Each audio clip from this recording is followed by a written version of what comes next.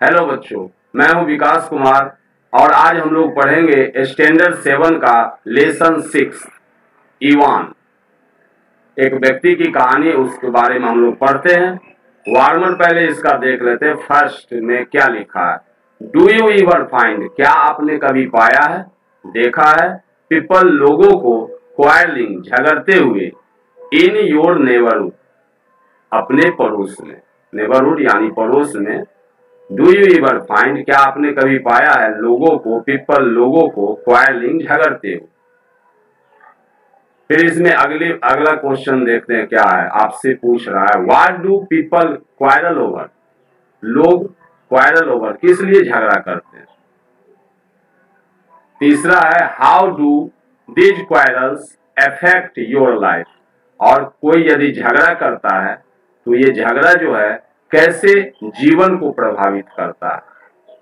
झगड़ा जब करता है कोई किसी से तो उसमें धन संपत्ति की हानि होती है, शरीर में भी चोट लगता है तो उससे भी हमको बहुत ज्यादा नुकसान होता है, तो ढेर सारी बातें होती है। How are these quarrels resolved finally, और कैसे यह झगड़ा अंत में समाप्त होता है। तो इसके बारे में कहानी है, बहुत बढ़िया कहानी है, तो हम लोग पढ़ते हैं और देखते हैं इसमें क्या है।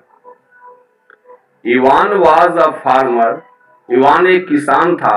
हु लिव्ड, जो रहता था, इन अ विलेज, एक गांव में, इन रसिया में, रूस के एक गांव में इवान नामक एक किसान रहता था। ही वाज रिच, वह धनी था। ही हैड 3 सन्स, उसके 3 लड़के थे। Who were laborious, जो मेहनती थे, और जो मेहनती होगा तो धन संपत्ति का उसको कोई दिक्कत नहीं रहेगा, तो ये धनी है। His father was old and sick, और ये इवान के 3 लड़के हैं जो लेबोरियस हैं, और बोल रहा है हिज फादर, उसके पिताजी, was old and sick, उसके पिताजी बूढ़े और बीमार रहते थे। Gabriel was his neighbor, Gabriel उसका पड़ोसी था, नेबर पड़ोसी था। दे वेयर गुड नेबर्स, वे लोग अच्छे पड़ोसी थे। वे लोग वेयर थे गुड नेबर्स, अच्छे पड़ोसी थे। दे वेयर हैप्पी, वे खुश थे। And comfortable with each other, एक दूसरे के साथ मिलजुल करके रहते थे, सहज थे। कंफर्टेबल यहाँ पर बोलेंगे सहज थे, यानी एक दूसरे से मिलजुल करके रहते, तो उनका झगड़ा सब नहीं हो रहा। Ivan had some hens, Ivan के पास कुछ मुर्गियां थी। सम कुछ हेन्स मुर्गियां थी। वन डे, एक दिन, अ हेन एक मुर्गी, flu across the fence, flu उड़ करके गई, अक्रॉस के परे, के पार गई। किस चीज के पार गई? द फेंस, चार दीवारी के पार चली गई। फेंस का मतलब क्या होता है? दोनों आदमी है तो उनके बीच में 4 दीवारी है, तो इस इवान की मुर्गी जो है उड़ करके और दूसरी तरफ चली गई गैब्रियल के यहाँ। सी लेड, उसने दिया। एन एग, लेड मतलब ले मीन्स अंडा देना होता है, और यहाँ लेड उसका पास्ट टेंस है, तो सी लेड एन एग, उसने एक अंडा दिया। इन गैब्रियल्स हाउस, फेंस को पार करके चला गया गैब्रियल के यहाँ, तो मुर्गी ने वहां पर अंडा दे दिया। Ivan's daughter in law went to his house, Ivan का एपोस्ट्रोफियस एस से का मतलब होता है, तो इवान का डॉटर इन लॉ, दामाद जो है, वेंट गया, टू हिज हाउस, उसके घर। कहा? किसके घर? तो गैब्रियल के घर। To inquire into the matter, पता लगाने के लिए कि क्या बात हुआ, क्या मुर्गी ने वहां अंडा सब दिया या नहीं दिया। इसी के बाद to inquire into the matter, inquire यानी पता लगाने के लिए, इनटू द मैटर की क्या बात है।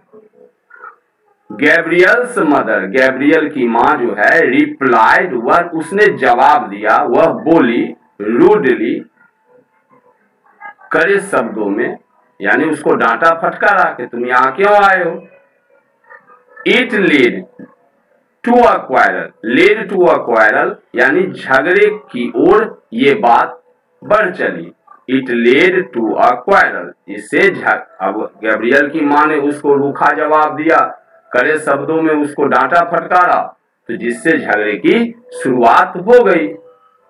सुन जल्दी ही Ivan, Gabriel and their wives, Ivan, Gabriel और उनकी पत्नियां जो थी, स्टार्टेड उसने शुरू कर दिया क्वारलिंग, झगड़ा आपस में शुरू हो गया। स्टार्टेड शुरू कर दिया क्वारलिंग, झगड़ा।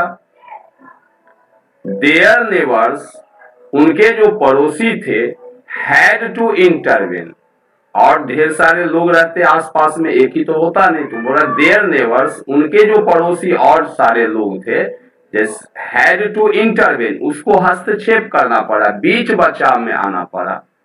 टू पेसिफाई देम उन्हें शांत करने के लिए। वे सब आपस में जब झगड़ा करने लगे तो कुछ लोग आ जाते, आप लोग हम लोग भी जानते हैं कि आप अपने पड़ोस में देखिए झगड़ा जब होने लगता तो अगल बगल के जो आदमी होते हैं आते हैं, बीच बचाव करते हैं, हस्तक्षेप करते हैं और शांत कराने का कोशिश करते हैं। तो यहाँ भी बोल रहा है देयर नेबर्स उनके पड़ोसियों को हैड टू इंटरवेन बीच बचाव करने के लिए आना पड़ा, टू पेसिफाई देम और उनको शांत करने के लिए। बट देयर क्वारल, बट लेकिन देयर क्वारल उनका झगड़ा जो था, डिड नॉट स्टॉप नहीं रुका। Ivan uprooted Gabriel's beard, uprooted means होता उखाड़ लिया, गैब्रियल का बियर्ड दाढ़ी, उसका दाढ़ी पकड़ करके नोच लिया इवान ने। Gabriel went to court, Gabriel court गया केस करने के लिए, कोर्ट गया बाय बस से, बट इवान वेंट देयर लेकिन इवान वहां पर गया बाय ट्रेन से। तो एक बस पकड़ के चला गया कोर्ट केस करने के लिए, दूसरा ट्रेन पकड़ के चला गया केस करने के लिए। दे बोथ उन दोनों ने फाइल्ड ए केस एक केस कर दिया एक दूसरे पे। द हियरिंग और केस की जो सुनवाई होती है उसको हियरिंग बोलते हैं। द हियरिंग प्रोलॉन्ग्ड, तो ये केस की सुनवाई जो थी प्रोलॉन्ग्ड लंबे समय तक चली, यानी केस लंबे समय तक चलता रहा। दोनों एक दूसरे पर केस कर दे तो एक दूसरे का केस लड़ते रहे, तो ये लंबा चला। इट रुइंडेड और इसने बर्बाद कर दिया, रुइंडेड बर्बाद कर दिया, देम उनको फाइनेंशियली आर्थिक रूप से। आप कोई केस करता है तो एक उनका पैसा खर्च होता है, तो पैसा खर्च होता है तो आर्थिक रूप से वह कमजोर हो जाता है, रुपया पैसा की घर में कमी होने लगती है। तो यही बता रहा इट रुइंडेड देम फाइनेंशियली, इसने केस जो दोनों ने एक दूसरे पर किया उनको आर्थिक रूप से बर्बाद कर दिया। दे हैड नो पीस, अब उनके पास शांति नहीं था। दे वेयर नॉट हैप्पी नाउ, दे वे लोग जो थे वेयर नॉट हैप्पी खुश नहीं थे, नाउ अब झगड़ा हो गया केस हो गया तो दोनों का पैसा खर्च हो रहा है, तो पैसा घर में कम पड़ रहा है, तो अब केस है तो आपस में फिर बीच बीच में झगड़ा कुछ होता होगा, तो जिससे वे लोग अब खुश नहीं थे। अब इवान के पिताजी जो हैं वो बीच में हस्तक्षेप करते, वो समझाते हैं, उस बात को बता रहा है। इवान्स फादर, इवान के पिताजी, हु वाज वो old and wise, Evans father, Ivan के पिताजी, who was old and wise, जो बूढ़े और बुद्धिमान थे, डिड नॉट लाइक इट, उन्हें ये सब पसंद नहीं आया। ही आस्क्ड, उन्होंने कहा, देम उनसे, टू फॉरगिव ईच अदर, एक दूसरे को फॉरगिव कर दो, माफ कर दो। इवान के पिताजी ने इवान को भी और गैब्रियल को भी दोनों को कहा, ही आस्क्ड, उन्होंने कहा, देम उसे, टू फॉरगिव ईच अदर, एक दूसरे को माफ कर दे, एंड फॉरगेट और भूल जाने के लिए कहा, द ओल्ड डिस्प्यूट, पुराना झगड़ा, ओल्ड पुराना, डिस्प्यूट झगड़ा को भूल जाने के लिए कहा।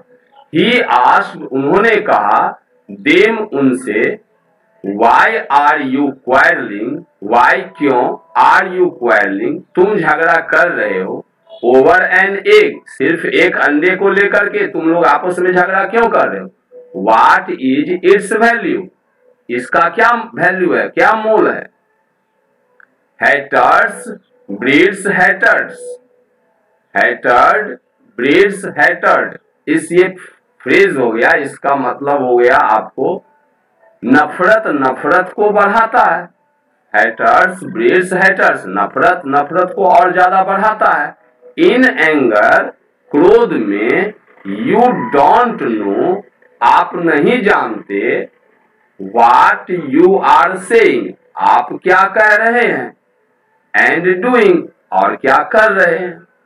You lose your patience, you lose, जब क्रोध में आप आ जाते हैं तो यू लूज, आप खो देते हैं, योर पेशेंस, अपना धीरज खो देते हैं, एंड विजडम, और हमारी बुद्धिमानी भी उस समय समाप्त हो जाती है। तो you lose your patience and wisdom, आप अपना धीरज और बुद्धिमानी को खो देते हो।